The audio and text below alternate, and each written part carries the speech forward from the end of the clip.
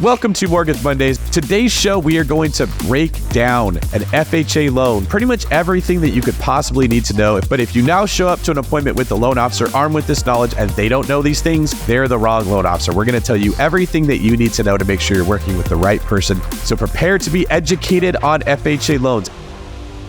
And speaking about education, today's show is brought to you by Replace Your University. Christian, can you tell us a little about them? If you guys want to pay off your home in as little as 5 to 7 years, what if you could do it without earning big bucks like your guy David over here? With Replace Your Mortgage, you can clear your debt, build wealth, and generate passive income in any economy. Take that monthly mortgage payment and put it in your pocket so you can retire even earlier. Want to learn how? Head over to replaceyouruniversity.com/BP today or click the link in the description below to join the upcoming mastermind. That's once again, replaceyouruniversity.com/BP, like BiggerPockets. Welcome to Mortgage Mondays. This is David Green, your host of the BiggerPockets Real Estate Podcast, here today with my partner and broker in the One Brokerage, Christian Batchelder. Christian, welcome. How we doing?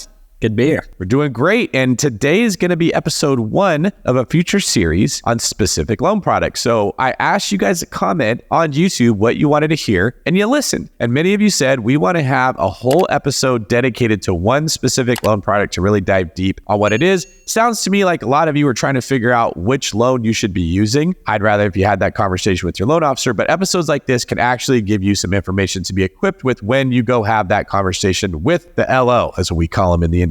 Today's show is going to be about the FHA loan. Christian, let's start off with describing why we call it FHA. What does that stand for and what does it mean? Yeah, so it's just the agency that oversees it. It's the Federal Housing Administration. Pretty straightforward. It's a primary residence only loan. So that means you have to live there. This is not something that you can use to buy an investment property, a second home, your beach vacation home, nothing like that. It has to be your primary. The nice thing about it is that it can be a 1 to 4 unit. So obviously the most creative strategy is buying a 2, 3, or 4 unit that allows you to house hack to a degree, right? But you're also picking up a rental property via a primary residence loan because part of the house is rental, right? When you have multiple units. Everybody knows and loves it as the 3.5% down loan, right? So very minimal down payment required. If there is a downfall about it, there is lifelong mortgage insurance. So that's an extra payment per month, not separate. It's included in your mortgage. It never goes away. Yeah, it doesn't go away. When you hit that 80% loan to value, it doesn't drop off like other loans can. Yeah, you'd have to actually do a refinance to get it off. And that's basically the insurance policy that you pay for the lender because you put so little money down. Nice things about it is that they have the same county loan limits as conventional loans. So you can go buy up to what your county has determined to be, the higher value loan. They do have high balance loan limits, same as conventional. And if you go higher than the county loan limit, that means that you can no longer use that product, conventional FHA. You now have to go into what we call a jumbo loan. So that's what the jumbo loan means. 100%. Yeah, you're absolutely right there. So you mentioned FHA stands for the Federal Housing Administration. My understanding is this was an administration that was created to help make housing affordable. So basically they came in, they said, hey, we want to make home ownership available to more Americans. What is stopping people from buying homes? Well, the down payment. You're right. Let's make it 3.5%. That's easier than the 5% that most conventional loan programs require you to have as a minimum down payment. Well, what about the credit score? That's a good point. Let's make it less of a credit score than is needed for someone who's getting a conventional loan. So can you just basically give the difference between the minimum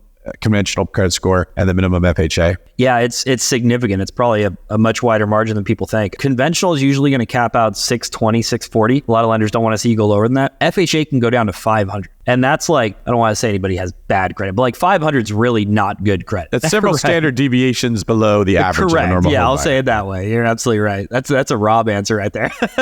But yeah, that's, when you get lower than 600 though, I don't want to say, hey, you got a 502 credit score, FHA loan's going to be a slam dunk. Just because something's possible doesn't mean it's going to be easy. Because it can still be more expensive loan with the lower rates, right? Or the lower credit score. Yeah, and there's underwriting criteria that you're going to have to hurdle through, but yes. Another issue that stopped people from being able to buy homes is if their debt to income ratio wasn't favorable. Maybe they had a little bit too much debt for the income that they were making, so they couldn't buy a home at all. So FHA loans are more forgiving there. Can you share what the standards are regarding the debt to income ratios? This is where FHA really starts to thrive, is that it's very forgiving. Now, obviously, everybody should buy what's in their means, but what's legally possible of getting you a loan for is a much higher utilization of your debt to income ratio than conventional lending. Typically, conventional lending will cap out in that 42 to 45% range. Whereas FHA, we've got them through as high as 57, which is more than half of your gross income, which is obviously you got to be in a specific situation to have that make sense. But just the fact that it's possible, will allow some buying opportunity when otherwise it wouldn't be there. right? Well, that's what we're here for, to help figure out what loans you can apply for and which ones are best for you. Okay, tell me more about FHA loans. Now, a couple things that I'd like to note. A lot of people say, go buy a home every year, FHA loan, rinse and repeat, right? That's not impossible, but there's some obstacles to overcome. Number one, you can only have one FHA loan at a time. So these are going to be kind of some myths around the FHA loan. You can only have one at a time. That does not mean you can only have one ever, okay? So you can buy, refinance it out into another loan product, and then buy again with an FHA. FHA loan does also not stand, I just said what FHA stands for. It does not stand for first home. It is not a first-time home buyer's loan. You could use it for your third, fourth, fifth property, okay? FHA loan does not have to be your first purchase. And especially when you get into buying repeatedly using the FHA loan, you can run into some trouble. And there's two main things to look out. When you move out of a residence and into another one, and when you're using the FHA loan to qualify for that house you're moving into, there's some rules. And number one is that typically with loans, when you move out, you're turning your old house into a rental. This is getting into the weeds a little bit, but I think it's important people understand this. You're turning your old home into a rental. That means we can credit you with some of the rental income to help qualify you for the loan. FHA has a really weird rule that unless you move more than 100 miles away from that house, you can't use rental income. So while that doesn't make the move impossible, you have to make enough money to qualify for both mortgages at the same time if you don't move 100 miles away, which most people aren't, unless they get redeployed for work or, repositioned or something. Or maybe they're moving family or going off to school or something. So that's a big one that people a lot of times overlook because they think I'm just going to buy one house a year and I'm going to buy up my whole block. And that gets very difficult to qualify for when you can't use the rental income from the houses you're vacating every year. Number two, probably the most misunderstood rule and the least well-known one is the self-sufficiency rule. This really hit us in California. When you're buying a 3 and 4 unit property, that's it. This doesn't account for single family or duplex. But when you're buying a 3 and 4 unit, the rents of the whole property together, so let's say you're buying a 4-plex, all 4 units, even though you're occupying one of them, let's say $2,000 a unit times 4, that's $8,000. That money per month after a 75% haircut, so they would take 25% off and only credit you with 75%, has to be more than your mortgage. And the problem in California is 75% of $8,000 is whatever, $6,000. To buy a 4-plex, you're spending $1.5, $2 million. Your payments are pretty much always going to be over $6,000. So in high cost of living areas, that made 3 and 4 unit FHA purchases almost impossible, right? People would have to convert over to the conventional loan or just put more money down,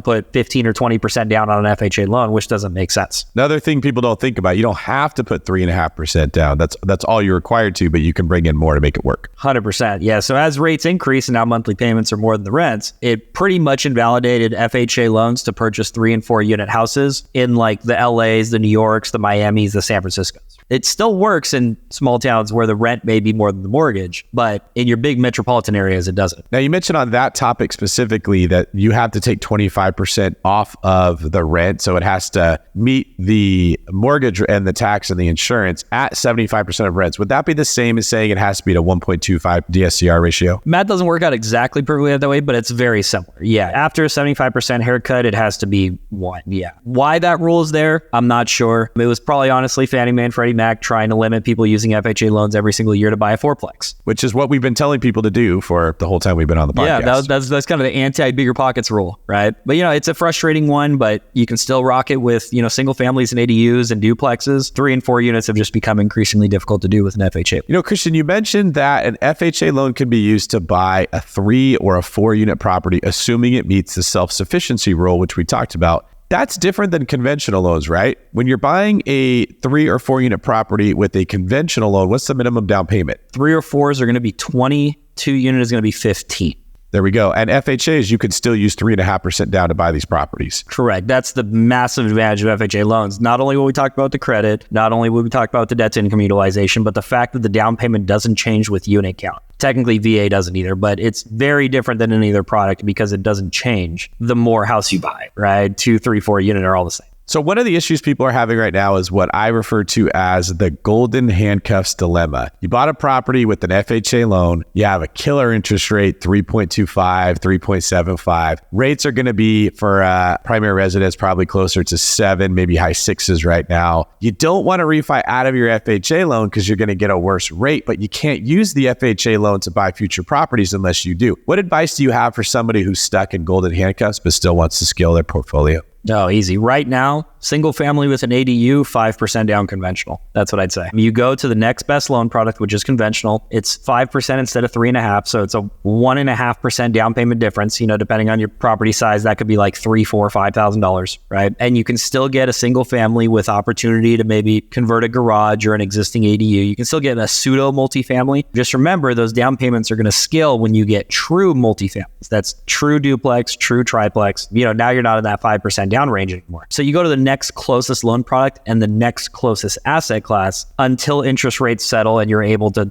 change those loans on the existing properties, and you can keep those golden handcuffs on for a little bit and keep those good rates. And do you see a scenario where it would ever be financially advantageous to refinance out of a 4% FHA into a 6.5% conventional, but then only put 3.5% down on a fourplex that's going to make you more money in the future? Could be, absolutely. And these are analysis that we do with our borrowers all the time. We take a look at what I call your global cash flow. Everybody can focus on one specific property and talk cash flow. But what if we refinanced and lost $1,000 of cash flow from this property, but we gained $1,200 on another one? Like, that's still a $200 gain. And if losing the $1,000 opened up the opportunity to get the $1,200, that's still a win at the end of the day, right? Because then you can still go refinance both of them later and drop it back. So my answer would be yes, just look at it globally. Does it impact you on a greater scale than what it's hurting you losing that rate across your whole portfolio? Yeah, that's a great point. Nobody likes to pay a higher rate, but also nobody likes to be stuck without being able to scale real estate. So sometimes you're gonna have to give something up to get something. And if it's an expensive property and an FHA loan is going to save you a lot of money on the down payment, there's a lot of meat on the bone. The rents are going to go up over time. You might see a scenario where that makes sense. We also didn't really cover that PMI on an FHA loan is called MIP. So a shady loan officer could sort of say, oh no, there's no PMI on this loan. They don't tell you that there's actually MIP. Can you explain what that stands for again and what that is? One's upfront and one's monthly. So for FHA loan, what a lot of people don't know is that you do pay your PMI every month. Pretty much everybody knows that. A couple $100 a month after you purchase, it's added on your mortgage. Upfront MIP, usually it's about 1.8, I want to say, percent of the loan amount that is actually added onto your loan. So this is unique. If you ever buy with an FHA loan, look at your total loan amount and look at your purchase price. It won't be 96.5, which is after your 3.5% down payment. It'll be like 98%. And that's because they charge you this 1.8 point fee, but they finance it. So it's a hidden cost. It's a fee that the lender charges you to set up your mortgage insurance, and then they finance it. So it doesn't actually hit your pocketbook as an expense, but in the grand scheme of things, paying down your mortgage, it is, because your mortgage is slightly higher. There you go. So if you don't know that MIP can sneak up on you and a loan officer can tell you there's no PMI, and technically they're right, but it's still deceptive, which does happen a lot in the loan industry, if we're being honest. There's lots of ways. It's kind of a show game at times where you can move money from one place to another. Luckily, if you use us, you don't have to worry about that. Remember, it can be used for small multifamily properties, the 2, 3, and the 4 units, which is one of the best reasons to use the FHA loan. There is a self-sufficiency rule. So 3 and 4 unit properties must actually cash flow at right around 25% more than what the expense is if you want to use an FHA loan to buy them. That's tougher in high cost of living areas, but in some of the cheaper areas, we find that these loans work much easier. So if you're living in Manhattan or San Diego, it's going to be tough to use an FHA loan to get yourself a triplex or a fourplex. But if you're living in southern states where things are a little bit more inexpensive, or the Midwest areas, this is almost a layup that you're going to be able to use it. And to round it out, you get a more favorable debt to income ratio, credit score, and down payment when you use the FHA loan. So in most cases, when someone comes to us at the One Brokerage and says, I want to buy a primary residence, I want a house hack, what can I do? We start with the FHA loan. If you don't already have one, that's usually what we do. And if you do have one, then we say, well, here's a conventional option, or do you want to refinance out of the FHA and use that to buy? So Christian, what advice do you have for people that are going to approach their loan officer with this? Biggest advice is that if you're not hearing this advice, probably talking to the wrong guy. You need to talk to somebody who's knowledgeable about products. Don't talk to a loan officer that just offers one product. It's the biggest mistake people make. I go to Chase and I get a Chase loan. Okay, that's not shade at Chase. That's just a single bank that offers a single loan, right? Go somewhere that knows different products, that can help you pick the one that's right for you and can help you get into property where you otherwise wouldn't be able to otherwise.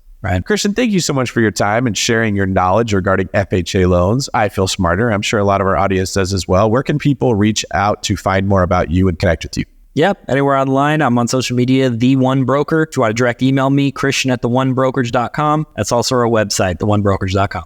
And you can go to davidgreen24.com where I have a chat option that I am actually monitoring myself right now. There is like an AI auto response, but I still see the message and I will reply back once I see it. So go check that out. Let me know what you're looking to do and I'll get you connected with anyone that I know that can help you. And as a last request, can you just go to the comment section and tell us what you thought of today's video? Did you learn anything you didn't know? Is this helpful? Are we at BiggerPockets helping you to make money in real estate? And are you happy that Chris and I are here? And we also would like to know, what loan product do you want to learn more about next? So if you go to the show description, you can find a link to take a poll to vote for what is the next loan product that you'd like us to break down and explain in more detail, equipping you to move forward and make money with real estate. If you've got some time, check out another BiggerPockets video. Thanks a lot. Love you guys. Go build some wealth.